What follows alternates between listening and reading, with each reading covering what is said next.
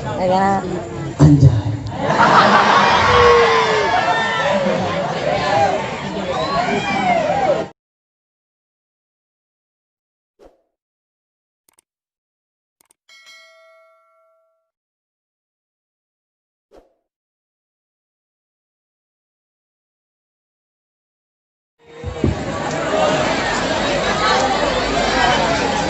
Ceng juk ceng.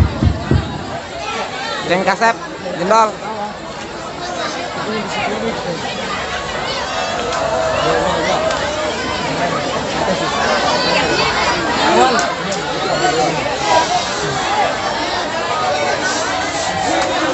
Assalamualaikum warahmatullahi wabarakatuh.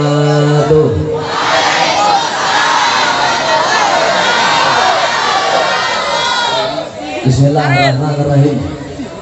Alhamdulillahi ja'ala man hajainhu bainal qaf wan nun. Innama amruhu idza arada syai'an an yaqula lahu kun fayakun. Allahumma salli ala zatil Muhammadiyah al-latifatil ahadiyah syamsi sama'il asrar wa mazharil anwar wa markazi madaril jalal wa qutbil falakil jamal. Allahumma aftah lana abwaaba rahmatik, amin, wa ta'ataf ala qulubina bi mahabbati wa taj'al arwahina bi masyahadati wastahdim kulla durratin minna jami'an li ibadati. Alhamdulillahi rabbil alamin. Alhamdulillah, segala puja serta syukur wajib kembali ke hadirat Allah Subhanahu wa taala yang saya cintai dan saya muliakan, para habaib, para alimul ulama, para kiai, para asatid, para tokoh masyarakat, para sesepuh desa, aparatur pemerintah, TNI, Polri maupun sipil yang sama-sama kita cintai dan kita muliakan, ulama kita, guru kita, Abah Haji Humaini, Habib Hasim, dan seluruh para habaib yang insyaallah para ulama mendapatkan keberkahan untuk kita semua, amin ya rabbal.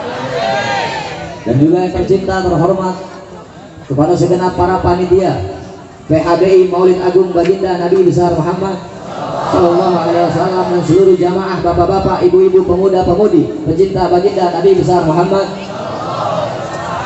Alhamdulillah, segala puja serta syukur wajib kembali ke hadirat Allah Subhanahu wa taala yang dimana pada malam hari ini duduknya kita, kumpulnya kita dipandang oleh Allah, dilihat oleh Allah, dirahmati oleh Allah, diberkahkan oleh Allah. Kenapa? Karena kita punya lidah basah berzikir kepada Allah, mengagungkan Allah, memuliakan Allah, dan kita punya lidah basah untuk bersalawat kepada baginda Nabi besar Muhammad. Di saat manusia-manusia yang lain, di saat para pemuda-pemudi yang lain lidahnya basah bukan berzikir kepada Allah, bukan mengagungkan Allah, bukan memuliakan Allah, bukan bersalawat kepada Rasulullah, tapi lidahnya, bahkan bukan hanya lidahnya, bahkan kakinya, bahkan jasadnya ini malam-malam Ahad digunakan banyak untuk bermaksiat kepada Allah, sehingga Allah jangan heran berikan bala ke tanah Indonesia. Akan tetapi dengan sebab para habaib, dengan sebabnya para ulama, para kiai, para ustadz menghidupkan majelis zikir, mengagungkan baginda Rasulullah SAW dengan memperingati maulidnya, memperingati lahirnya, Allah berikan berkah untuk Indonesia, amin ya rabbal alamin. Saudara-saudara rahmati Allah Subhanahu wa taala, berkumpul dengan para habaib, berkumpul dengan para ulama, dengan kiai, dengan abuya, dengan ajengan, salah satu hal-hal yang dimuliakan oleh Allah, salah satu hal-hal yang dicintai oleh Allah, bahkan perkumpulan tersebut disenangi oleh baginda agung Sayyidina Rasulullah SAW. Dalam kitab Bulughul Hadis karangan Imam Jalal bin Asyuti, qala Rasulullah SAW, man zara aliman faka'anna ma zahrani, man sofa aliman faka'anna ma sofa'ani, man jalasa aliman faka'anna ma jalasani fid dunya, man jalasani fid dunya ajlastuhu ma yaumil qiyamah. Nabi Muhammad SAW bersabda, man zara aliman, siapa orang yang mendatangi orang alim, mendatangi ulama, mendatangi kiai, mendatangi ustaz, mendatangi orang-orang yang mengerti ilmu agama, maka sama saja dia mendatangiku, kata baginda Nabi Muhammad sallallahu alaihi wasallam. Man sofa aliman, dan siapa orang yang jabat tangan dengan ulama, dengan orang alim, dengan kiai, apalagi dengan habaib, maka sama saja, kata Nabi Muhammad, dia jabat tangan denganku. Man jalasa aliman, siapa orang yang duduk hanya duduk dengan orang alim, dengan mereka ulama, dengan mereka kiai, apalagi duduk dengan zuriyah, berkumpul dengan mereka, maka sama saja duduk denganku, kata Nabi, di alam dunia. Dan siapa orang yang duduk denganku di alam dunia, maka nanti dia umur kiamat akan aku dudukkan bersamaku, didudukan bareng, bahkan diberikan kemuliaan oleh Allah, diberikan hak oleh Allah untuk duduk dengan Sayyidina Muhammad. Itu melebihi nikmatnya masuk surga. Surga itu kecil, surga itu ciptaan, surga itu makhluk sama dengan manusia. Sedangkan Sayyidina Muhammad, sedangkan Rasulullah, sedangkan kita punya Nabi, sedangkan kita punya penyelamat, lebih tinggi nilainya dibandingkan surga. Maka mereka para sahabat as-sabiquna awalun, mereka para sahabat-sahabat besar radhiyallahu anhum wa radu'an, Allah ridho kepada mereka. Sahabat cinta kepada Nabi Muhammad, itu mereka rela menjual segala-galanya. Kita mengaku cinta sebagai umatnya Nabi, mengaku cinta sama Rasulullah. Cinta itu begini, saudara. Cinta itu harus ada bukti, harus ada bentuknya, harus ada yang namanya kesetiaan, pengorbanan, dan perjuangan. Itu baru cinta. Tapi kalau cinta hanya sebatas lisan, cinta hanya sebatas kata-kata tanpa adanya tindakan, itu bukan cinta, melainkan dusta. Anjay.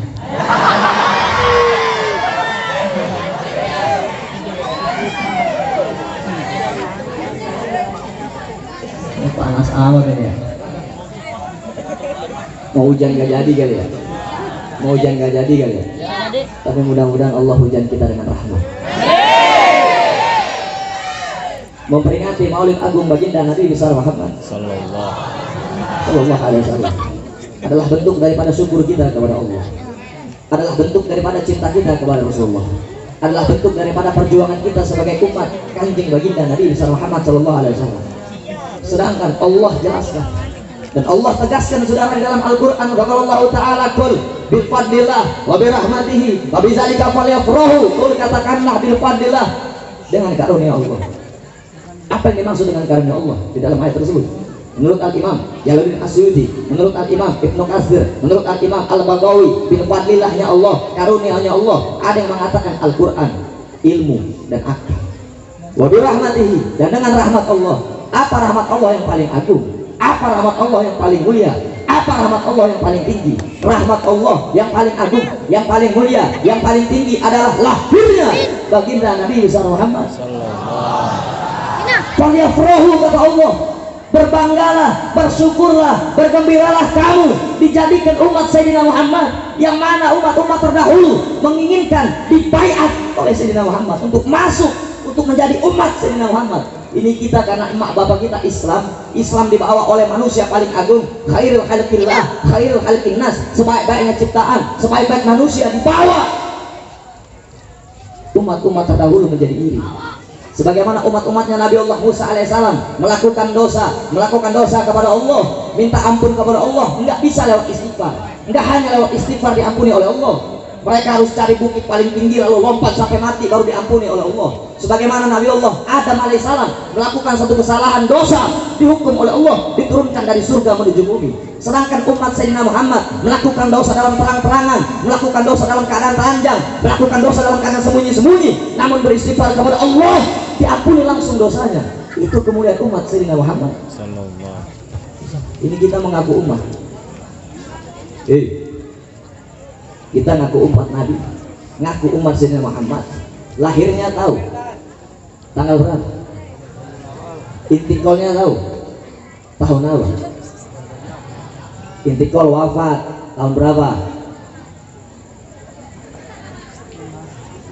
Kalau bicara cinta, kita harus tahu siapa yang kita cintai. Kalau bicara rindu juga harus tahu siapa yang kita tuju. Ini kita mengaku cinta kepada Sayyidina Muhammad, tapi nggak tahu lahirnya, nggak tahu perjalanan hidupnya, nggak tahu setelah diangkat oleh Nabi, oleh Allah, dijadikan Nabi, dijadikan utusan, dijadikan Rasulullah, nggak tahu intiqolnya, nggak tahu perjuangannya, nggak tahu, jangan ngaku umat ya. Betul. Terus apa lagi? Memperingati Maulid Agung Sayyidina Muhammad SAW nggak lepas juga daripada zuriyahnya, nggak lepas juga daripada anak cucu keturunannya, daripada Zainal Ali ibn Abu Thalib karamallahu wajhah menikah dengan Sayyidatuna Fatimah Zahra.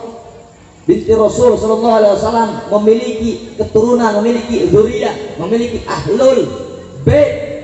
Sayyidina Hasan, Sayyidina Husain, dari jalur Sayyidina Hasan banyak menurunkan daripada keturunan, dari jalur Sayyidina Husain pun banyak menurunkan keturunan dengan istilah yang biasa kita kenal dengan panggilan sayyid atau sayyidah atau habaib atau syarifah. Harus tahu, jangan ngaku kita ngaku cinta Nabi tapi sama keturunan Nabi kita nggak tahu. Jangan ngaku cinta Sayyidina Muhammad tapi tatkala zuriahnya, anak cucunya dizolimi, kita diam, kita bungkam. Jangan ngaku cinta. Bagaimana kita mau taruh muka kita, bagaimana kita mau perlihatkan wajah kita kepada Sayyidina Muhammad saat anak cucunya dizolimi, diintimidasi, bahkan dikriminalisasi, kita diam. Mau ditaruh mana kita punya muka? Kita orang harus tahu bagaimana kisah Sayyidina Abu Bakar Siddiq radhiyallahu anhu. Beliau as-sabiquna awalun, yang luar biasa kecintaannya kepada Sayyidina Muhammad. Beliau golongan pertama yang memeluk Islam di zaman tersebut, zaman jahiliyah tersebut. Beliau Sayyidina Abu Bakar Siddiq juga merupakan tokoh Yahudi saat jahiliyah saat itu. Beliau Sayyidina Abu Bakar Siddiq tatkala Allah berikan hidayah untuk mencintai Rasulullah, beliau korbankan segala-galanya. Bahkan dalam riwayat Sayyidina Abu Bakar Siddiq disuruh makan oleh Rasulullah, nggak lama balik lagi Sayyidina Abu Bakar Siddiq, sehingga Rasulullah berkata, "Hei Abu Bakar, saya tidak pernah melihat orang makan sedapat kamu. Apa kamu sudah makan?" Apa jawaban Sayyidina Abu Bakar Siddiq? "Ya Rasulullah, wahai kekasih Allah, ya Nabi Allah, sesungguhnya aku setiap mau suap nasi, mau nyendok makan, terlintas wajahmu. Ketika terlintas wajahmu, perut saya langsung kenyang." Jadi ketika nazroh, ketika memandang Rasulullah, ketika melihat Rasulullah itu langsung kenyang perutnya. Kita coba kita pandang wajah istri, atau istri pandang wajah suami, kenyang nggak? Kenyang nggak? Itu jangan pandang, jangan bayangin wajah mantan.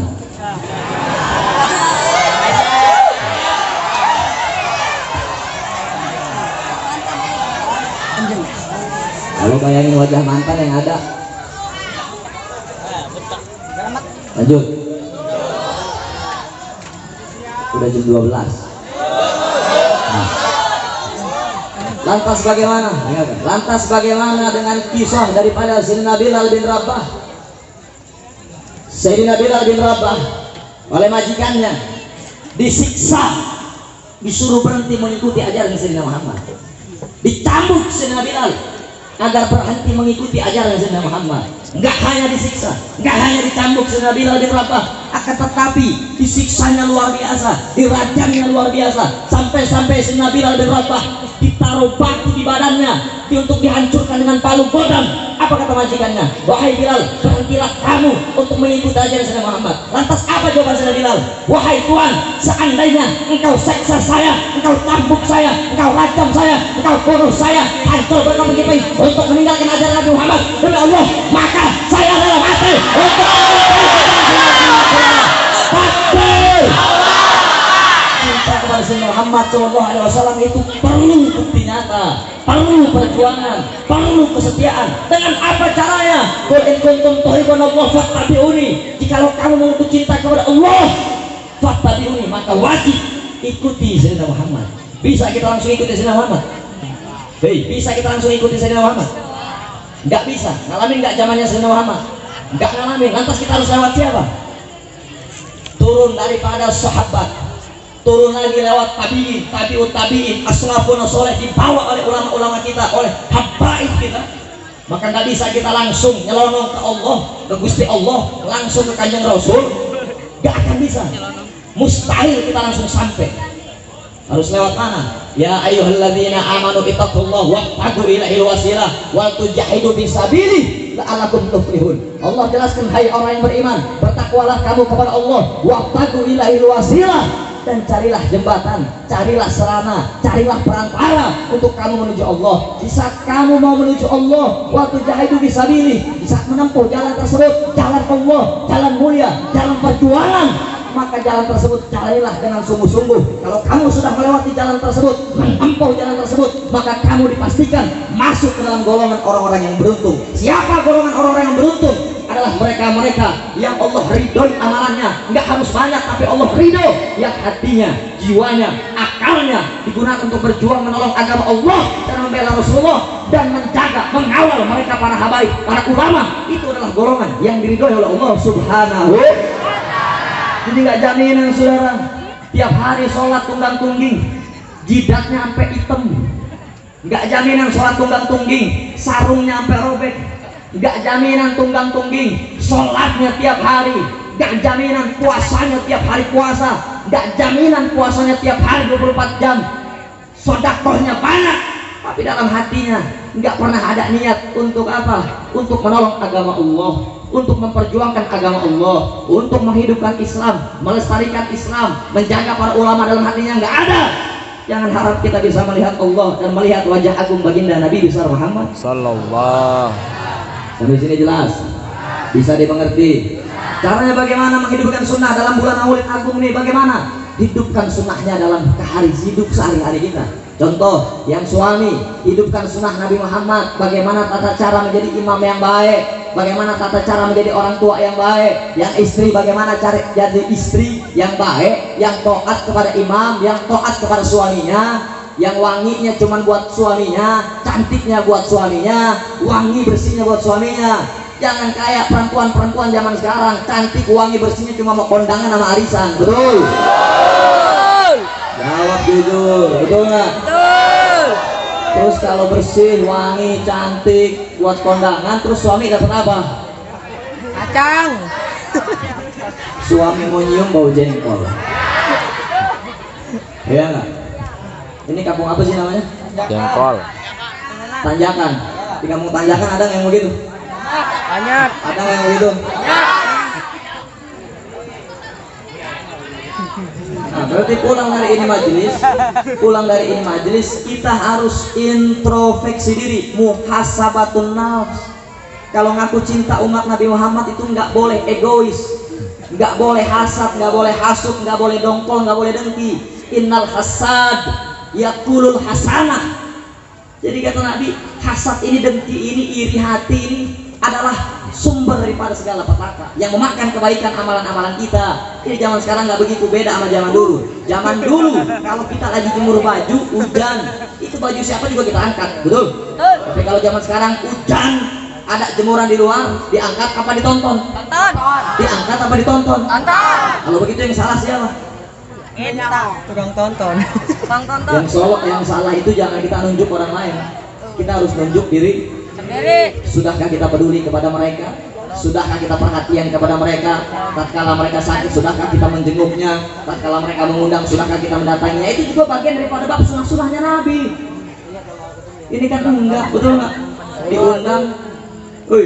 Diundang, tanya dulu waktu kita hajatan, dia datang nggak? Nah, ini nih, betul nggak? Kejadian nih, waktu kita hajatan, dia datang nggak? Ini, masya Allah, ini pemikiran bodoh bitolol ini.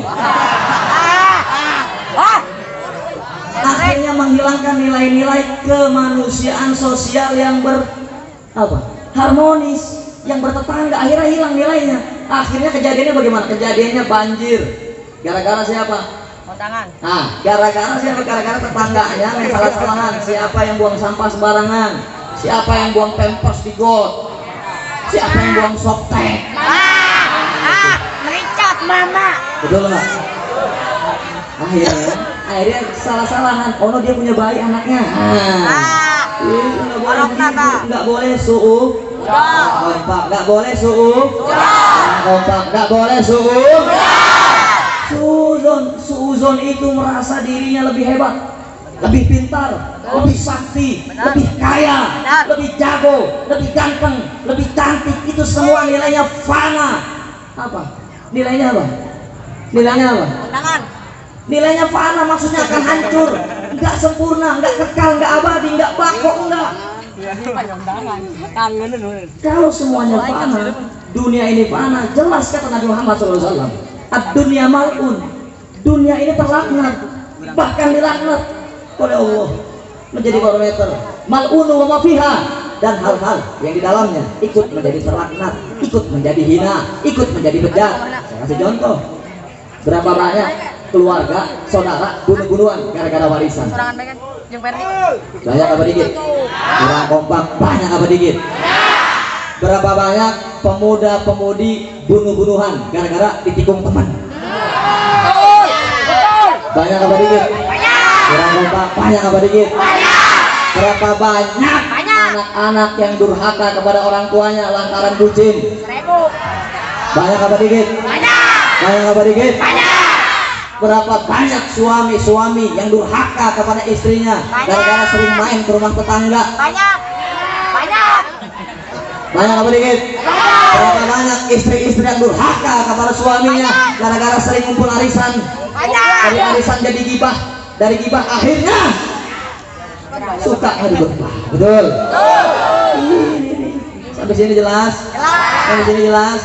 Terus bagaimana caranya Pak Ustaz? Caranya kalau Rasulullah SAW, alaikum bil mujalasatil ulama, hendaklah kalian duduk dengan para ulama. Di dalam kitab Tanbihul Ghafirin karangan Al-Imam As-Sah Abul Ais Samarkandi, duduk dengan ulama mendapatkan 6 kemuliaan. Salah satunya terhindar dari dosa, terhindar dari maksiat, terhindarnya dari buruk sangka, terhindarnya dari dengki, bahkan dilindungi dari mereka-mereka yang ingin berbuat zalim. Bahkan setiap langkahan kita dari rumah menuju orang tempat majelis ilmu, setiap langkahnya diampuni dosanya oleh Allah Subhanahu. Berarti majelis ilmu mulia atau tidak? Kurang kompak, mulia atau tidak? Kurang kompak, mulia atau tidak? Bagus atau tidak? Bagus. Majelis ilmu di sini, majelis talimnya sepi apa kosong? Kosong. Ada. Numpuk. Kosong apa isi? Kosong. Kosong apa isi? Kosong. Itu kata cinta Nabi, majelis lu kosongin. Anjing.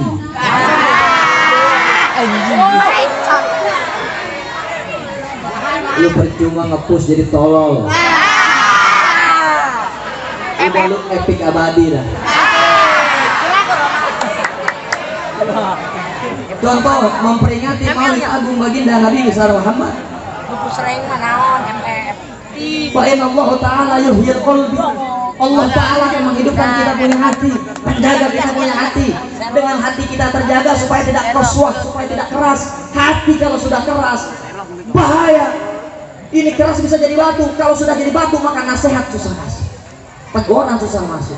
Akhirnya merasa benar sendiri. Banyak yang begitu. Halo, Tahu orangnya? Tunjuk jangan. Ya, Tunjuk orang. Berkat di zaman sekarang begini saudara. Di zaman sekarang harusnya yang dibanyakin nunjuk diri sendiri daripada nunjuk orang lain. Kalau nunjuknya orang lain mulu, akhirnya kita sama seperti iblis. Sama seperti iblis. Kurang kompak. Sama seperti iblis. Iblis ana khairu minhu, kata iblis tatkala Nabi Allah Adam diciptakan. Merasa lebih baik, merasa lebih pintar, merasa lebih berilmu, merasa lebih segala-galanya. Betul nggak? Betul. Berarti pelajaran hikmah maulid saya nggak panjang lebar karena udah 12. Siap. Terus. Lanjut. Nyampe subuh. Lanjut. Lanjut. Masih kuat. Masih semangat. Udah makan. Udah makan. Sarua ya aing. Ayo kamurin. Ayo kenal. Ngerti marun. Lanjut. Terusan daripada hadis baginda Nabi besar Muhammad SAW, ad-dunya mal'un mal'unu wa ma fiha, dan hal-hal yang di dalamnya ikut menjadi laknat, ikut menjadi bejat. Ini dunia gambarnya seperti itu. Illa terkecuali zikrullah, orang-orang yang berzikir kepada Allah, orang-orang yang mengagungkan Allah, orang-orang yang memuliakan Allah, orang-orang yang berjuang di jalan Allah. Wal aliman, dan mereka para ulama, mereka para abuya, para kiai, para ustadz, mereka yang senantiasa berjuang menegakkan amar ma'ruf nahi munkar, wal muta'aliman, dan mereka para santri, mereka para jamaah yang juga ikut menghidupkan agama Allah, yang juga ikut berjuang menegakkan amar ma'ruf nahi munkar, sehingga 3 golongan tersebut yang dimuliakan oleh Allah di alam dunia. Pertanyaannya, kita menjadi orang berzikir kan? menjadi ulama orang alim kah, atau menjadi muta'alim kah, atau menjadi orang-orang yang membenci iblis. Contohnya seperti apa? Contohnya begini, tatkala Al-Quran dinista, ketika melihat kemunkaran, terus kita nggak ada giroh. Kalau kata Imam Haddad dalam kitab An-Nafsul fil Muridnya, kalau sudah nggak ada bais, kita sudah nggak punya bais di dalam hati kita, yakni giroh, bais jundullah fi batinati, yakni bais ini adalah getaran. Maksud daripada getaran tersebut adalah dorongan. Beda dengan niat, beda dengan azam. Bais yang mendorong kita sama kalau dalam kajian latifah atau nafsu, itu nafsu mutmainah. Nah, kalau sudah dalam baisnya kita ini hidup ini tatkala melihat kemunkaran, melihat kemaksiatan, kita gregetan. Pengennya kita tegakin aja, pengennya kita lurusin aja, pengennya kita nasihatin aja. Itu bais. Ketika Al-Quran, syariat, terus Nabi kita dihina, kita cicing baik, diem baik, maka jangan harap kita bisa melihat wajah Rasulullah Sallallahu. Sampai sini jelas? Bisa dimengerti? Bisa. Nah, terus apa lagi? Mereka yang berzikir kepada Allah, mengagungkan Allah, memuliakan Allah dengan doanya, mereka ahli tasawuf, mereka ahli tauhid. Doa untuk bangsa negara juga doa juga bagian daripada perjuangan untuk melembutkan hatinya, untuk menurunkan hidayah Allah. Mereka yang berjuang menegakkan nahi munkar juga sama. Nggak bisa kalau mereka nahi munkar tatkala diberhentikan oleh mereka juga yang segolongan, kira-kira bakal jadi pola adu domba, saudara. Sampai sini jelas? Ya. Karena amarah bisunya berkuasa. Contohnya Indonesia ini habibnya banyak, kiainya banyak, ulamanya banyak, abuyanya banyak. Terkadang mereka suka melakon dalam arti mereka memerankan suatu peran penting dari Allah. Kita lihatnya mereka ini gesekan, padahal tidak. Kita sebagai umat nggak boleh buruk sangka sama ulama. Kita sebagai umat nggak boleh sujon sama ulama. Kita sebagai umat nggak boleh mempunyai kebencian dan dendam kepada mereka para ulama. Terlebih lagi ulama tersebut zuriyahnya Nabi, ahlul baitnya Nabi, fitrahnya Nabi. Nggak boleh. Kalau sampai kita punya rasa seperti itu, ente mau sholat ribuan rakaat juga jidat ente sampai berdarah, nggak akan sampai ente kepada Allah. Sampai sini jelas? Hei, sampai sini jelas? Kita bukan siapa-siapa tapi menghakimi ulama. Kita bukan siapa-siapa tapi nilai fitnah hasad mereka ulama, apalagi ulamanya habaib. Hati-hati, nggak jaminan. Maka Buya Maliki mengatakan dalam qaulnya, saya berharap kepada Allah dengan menolong orang lain, Allah ridho kepada amalan saya yang sedikit. Lah ini sholat baru sekian rakaat, puasa baru kuatnya sekian, wirid baru sekian, zakat sekian, udah nilai habaib, nilai ulama, betul? Udah zalimin kiai, udah intimidasi ustaz, ada nggak yang begitu? Sedangkan saudara, tanpa Sayyidina Muhammad, dengarkan, kita nggak akan tahu. Tanpa Sayyidina Muhammad ini Islam nggak akan turun, nggak akan tahu tauhid, fikih, tasawuf dan lain-lain. Kalau bukan karena jasa Sayyidina Muhammad ini nggak akan kita bisa daripada berjumpa saat ini. Sampai sini jelas? Maka Allah tegaskan wa ma arsalnaka illa rahmatan lil alamin, bahwasanya Sayyidina Muhammad diutus oleh Allah bukan hanya untuk satu kaum, satu golongan manusia saja, bukan, tapi untuk seluruh makhluk di atas dunia. Alhamdulillah, bersyukur kepada Allah. Lantas pertanyaannya begini, hei, kita sebagai umat kalau nggak diakuin sama Nabi Muhammad, kira-kira gimana perasaannya? Ente sama pacar nggak diakuin bagaimana? Gimana rasanya? Ini nggak diakuin sama Nabi, bagaimana rasanya? Ngeri lu. Kalau nggak diakuin sama Nabi, ngeri. Karena tidak ada lagi pertolongan di saat tersebut, tidak ada lagi hari, tidak ada lagi orang yang sanggup yang memberikan pertolongan di mana hari tersebut. Tidak ada manusia, nggak ada backingan kita yang sanggup memberikan pertolongan di hari tersebut. Hanya satu, Allah berikan prerogatif kepada Sayyidina Muhammad, yakni syafaatul ujma, pertolongan yang besar, yang dimana orang lain di situ minta payung karena kepanasan, buta matanya, penyakitan, untuk sampai kepada tujuan nazroh dengan Rasulullah, mendapatkan ridho Allah dalam surga iliyinnya. Kalau nggak diakuin bagaimana? Lantas bagaimana Ustaz caranya biar diakuin? Yang pertama, hidupkan sunnah Nabi, fattabi'uni tadi, ikutin ajaran Sayyidina Muhammad yang dibawa oleh siapa? Jangan ngaku-ngaku doang. Ini ajaran Sayyidina Muhammad, sholatnya cuma 3 rakaat. Nah, ada nggak yang begitu? Sholatnya cuma 3 waktu, maksudnya ada nggak yang begitu? Terus ada lagi yang mengaku ini ajaran Sayyidina Muhammad, tapi Al-Qur'annya kitabnya bukan Al-Qur'an, tapi kitabnya Tazkirah. Ada Ahmadiyah, sesat apa tidak? Kurang kompak, sesat apa tidak? Sesat. Ahmadiyah punya Nabi Mirza Ghulam Ahmad, matinya dalam keadaan apa? Dalam keadaan AIDS, bahkan dalam tinja, dalam nya dia mati dia. Itu orang yang ngaku Nabi, ini orang ngaku Nabi. Ente nggak apa-apa ngaku wali, asal jangan ngaku Tuhan sama Nabi dah. Wali Kasapur. Sama Habib terakhir. Banyak yang ngaku Habib. Banyak yang ngaku Habib. Yang ngaku Habib tuh 3 hukuman. Ada 3 hukuman. Yang pertama bagi mereka yang mengaku, yang menisbatkan bukan kepada bin bapaknya. Yang pertama tuh harus diapain? Pukul dulu. Dipukul dulu, nggak pakai kalam, nggak pakai lisan tuh. Kata Imam Sufi saat itu. Terus yang kedua diapain? Yang kedua dicambuk. Habis dicambuk dia diiringin, maksudnya diarak, dibuat malu bagi orang yang mengaku habaib. Yang ketiga terakhir dipenjara. Dipenjara sampai dia tobat dari ngaku habaib. Kalau 3-tiganya udah dilaksanakan, dia tobat, dia nggak tobat maka hukumnya mati dia orang. Jangankan ngaku Habib. Habib ini zuriyahnya Nabi. Dulu di zaman Musailamah Al-Kadzab ini orang ngaku Nabi. Lantas ini Rasulullah suruh apa? Suruh ngapain? Suruh bunuh itu orang yang ngaku Nabi. Sekarang banyak yang ngaku Habib, betul nggak? Akhirnya sampai kita punya guru penjara gara-gara ini orang biadab, betul? Berarti sekarang nih di Panjatan Tangerang Kabupaten kalau ada yang ngaku Habib, siap ditindak. Orang kompak siap ditindak. Siap diserahkan kepada Habib. Takbir. Untuk yang perempuan juga jaga, waspada, antisipasi. Jangan di Facebook pakai nama Asegab, pakai nama Al-Abad, pakai nama Al-Abtos, pakai nama Al-Idrus, pakai nama Ben Yahya. Kalau antum betul-betul syarifah, jelas ada nasabnya 7 keturunan ke atasnya ketemu, boleh. Tapi kalau kita yang muhibbin aja udah dimuliakan nama Nabi.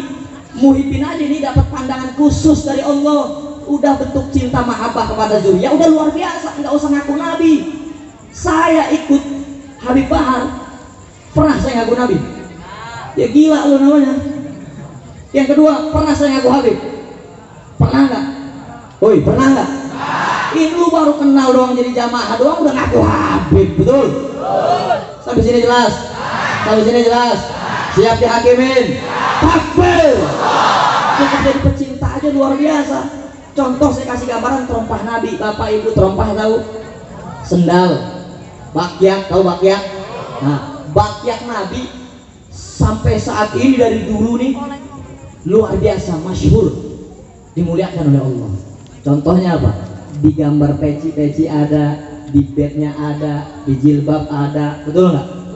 Terompah Nabi bahkan jadi cincin. Terompah itu mulia, saudara. Maka nggak boleh kita ada terompah, lambang sendal Nabi masuk kamar mandi, itu nggak boleh, dosa kita. Paham sampai sini? Sama kalau kita pakai baju tauhid, ada lafaz tauhid la ilaha illallah sayyidina Muhammad Rasulullah, atau ada asma sholawatnya, bukan isim alam nama kayak misalnya mohon maaf Sayyidina Umar, Sayyidina Ali itu isim alam nama, nggak ada arti dan maknanya, boleh.